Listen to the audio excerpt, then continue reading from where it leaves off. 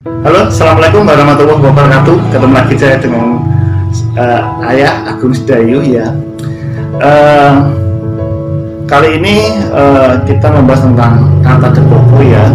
Dan teman-teman seperti ketahui beberapa akhir belakangan ini kita dihebohkan dengan video yang viral ya semacam ini.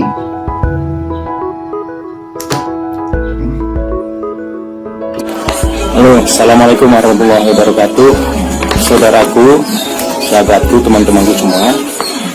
Ya, selamat siang, salam sejahtera buat kita semua.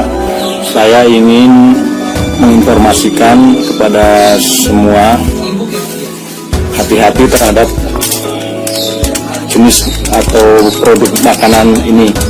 Ini sangat berbahaya buat tubuh kita. Ya.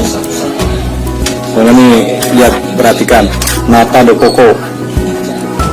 Ini baru saya beli dari supermarket terkenal di Ciputat. Karena kebetulan bulan puasa, rasanya kalau minum ini sepertinya segar. Tapi ternyata produk ini sangat berbahaya buat tubuh kita. Kita buktikan ya. Saya kasih tahu buat sahabat teman semua. Ambil tisu. Ambil tisu,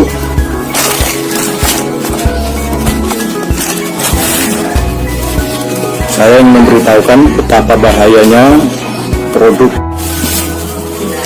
yang dikonsumsi oleh masyarakat kita. Ini tujuannya untuk memberi racun kepada masyarakat kita. Ini saya ambil saja tiga. Ini jenis makanan Nata de Coco ini. Kita taruh di tisu, coba kita lipat tisunya, kemudian kita coba tekan ini Nata de Coco-nya, kita tekan sampai airnya habis.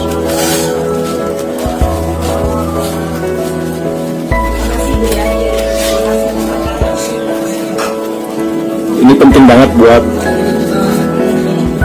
keluarga kita, keluarga teman-teman semua. Nah,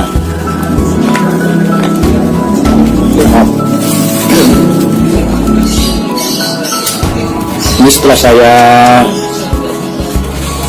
becek dengan ibu jari atau jempol,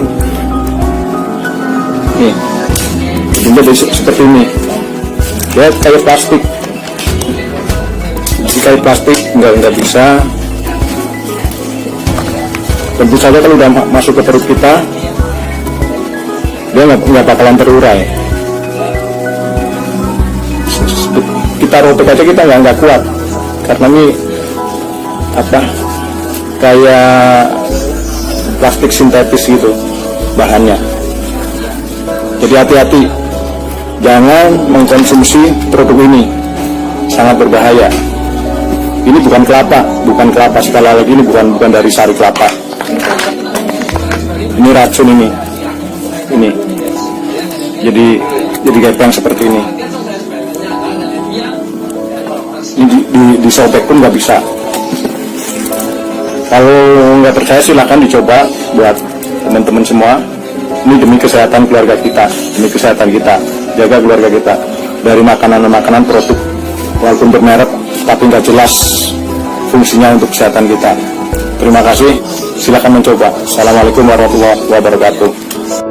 Untuk itu, saya sebagai mantan praktisi ya, karena saya juga pernah membuat Nata de Coco ya. Kali ini saya akan mencoba meluruskan ya berbagai hoax ya, atau istilahnya kabar bohong ya tentang Nata de Coco itu sendiri ya. Dan salah satunya adalah isu Nata de Coco terbuat dari plastik.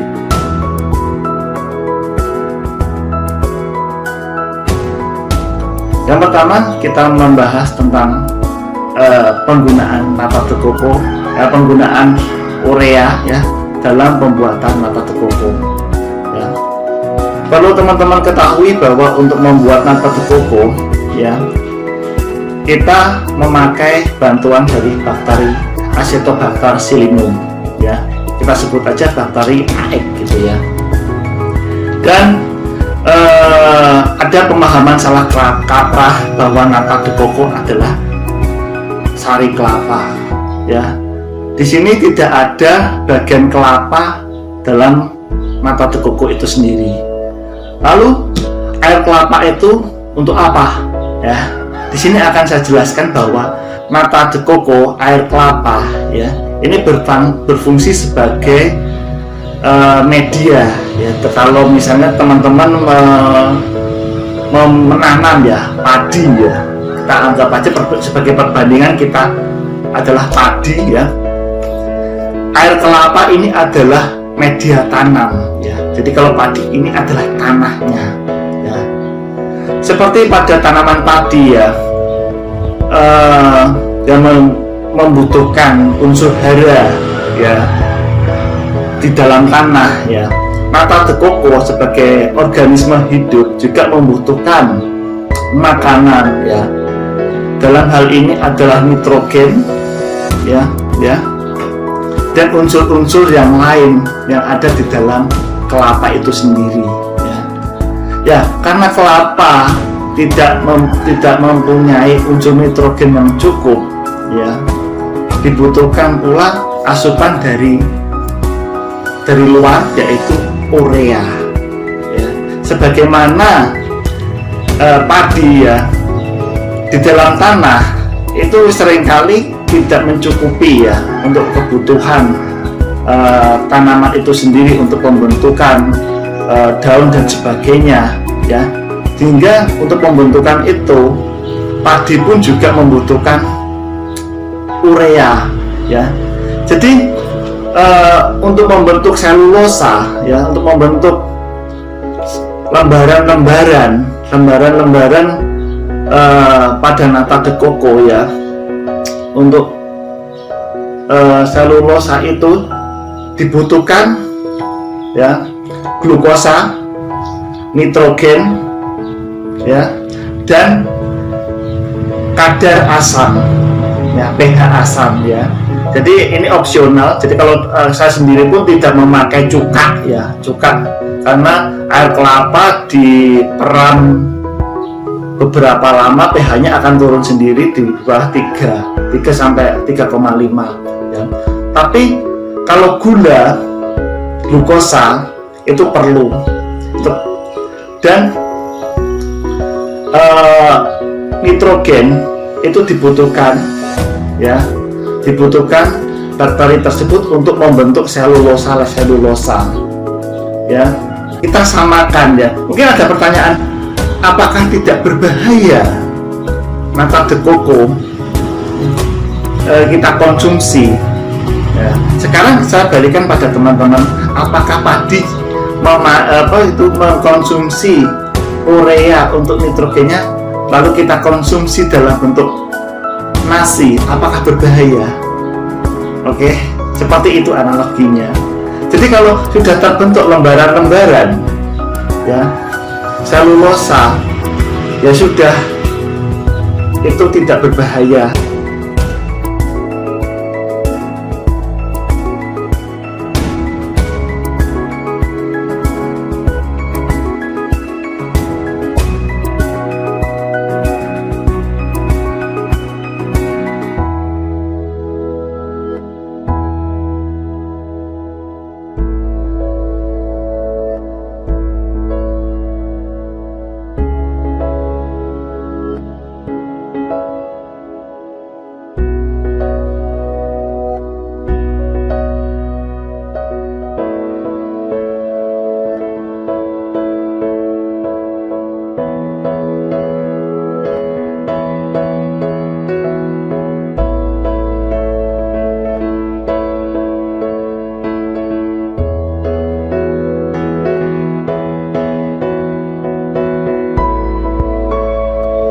Dan yang kedua adalah nata de coco terbuat dari plastik ya. Perlu teman-teman ketahui, itu bukan plastik tapi adalah selulosa. selulosa yang diproduksi dari bakteri Acetobacter selenium ya, dan memang lihat ya, itu kenapa kok sebagai alternatif dalam masa depan ya, ini bisa dijadikan sebagai bahan baku membuat bioplastik ya. Sebagaimana kalau teman-teman melihat ya di Google atau apa, bioplastik pun juga terbuat dari singkong, dari jagung dan sebagainya ya, yang mana notabene adalah bahan pangan yang kita konsumsi sehari-hari ya. Untuk membuktikan akan kita praktekkan ya, ini adalah nata de coco ya, dari merek terkenal ya. Saya nggak di sini, saya apa namanya, saya tutup mereknya ya. Dan ini plastik murni ya, ini plastik murni ya. Jadi dari plastik kresek lah ya. Di sini ada 2 air ya, 1 lisi ya, plastik asli, dan ini untuk nata de coco. Oke, di sini ada nata de coco ya, dari nata de coco. Sengaja saya tutupi mereknya ya. Kita buka. Oke, kita ambil beberapa nata de coco ya. Jadi 1 sendok aja ya, nggak usah banyak-banyak. Dialaskan bisa pakai kain ataupun sapu tangan ya. Oke. Nah ini oke.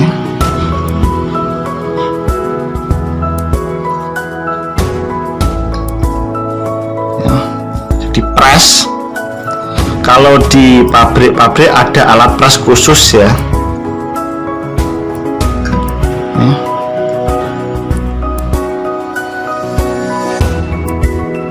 Nah, jadi ini saya tekan press secara maksimal ya.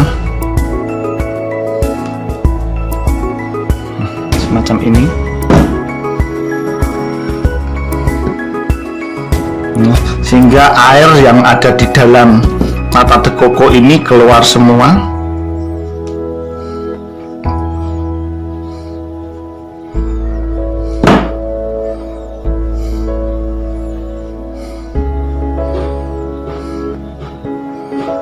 Ya.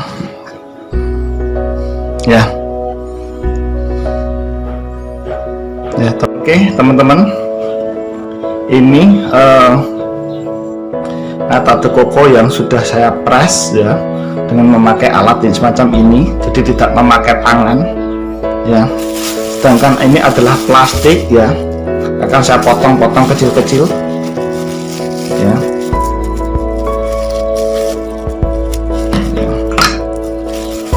Plastik, potong kecil-kecil ya, persegi ya. Nah gini aja ya. Ya. Jadi dari penampakannya mirip ya.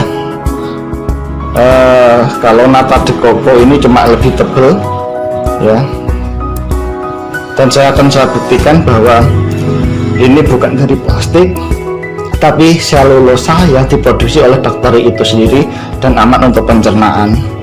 Oke, ini saya masukkan di air ya.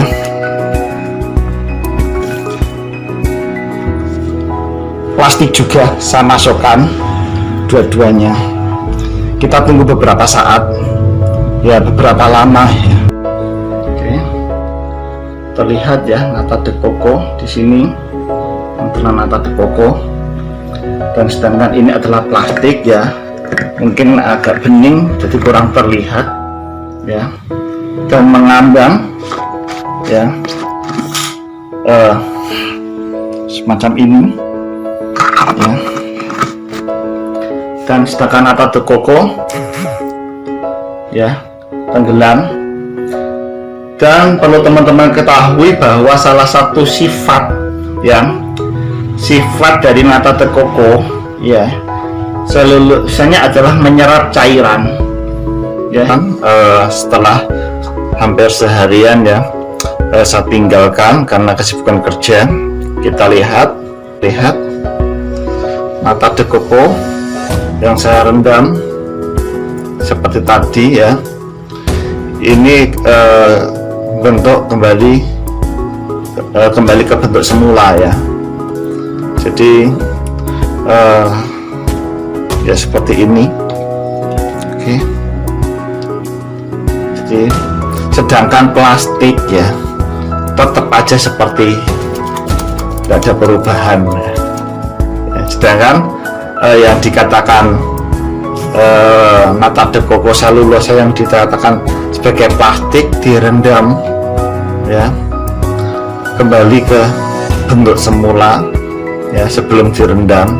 Karena apa? Karena sifat dari selulosa ini menyerap cairan ya. Sedangkan plastik ya, secanggih-canggihnya plastik yang saya temui sampai saat ini tidak pernah saya menemui plastik yang bisa menyerap cairan ya. Sehingga sebenarnya ini bagus untuk pencernaan ya, walaupun secara nilai gizinya ini lebih rendah, relatif rendah ya. Tapi karena ini kandungan seratnya tinggi dan ada kemampuan untuk menyerap ya, ini bagus untuk bagi teman-teman yang menjalankan program diet. Oke.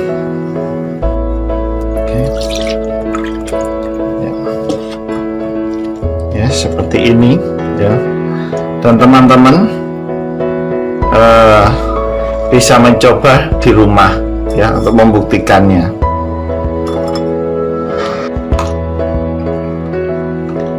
Sisa dari nata de coco tadi saya nikmati guys, dan enak. Pesan untuk teman-teman, jangan sembarang upload video-video, apalagi video-video itu mengandung kontroversial yang mana berpotensi ya, kalau ini berpotensi lagi merugikan orang lain ya. Dan kalau memang Anda upload video dan itu memerlukan klarifikasi, pastikan Anda benar-benar menguasai atau kompeten di dalam hal tersebut. Oke. Akhir kalam, wassalamualaikum warahmatullahi wabarakatuh.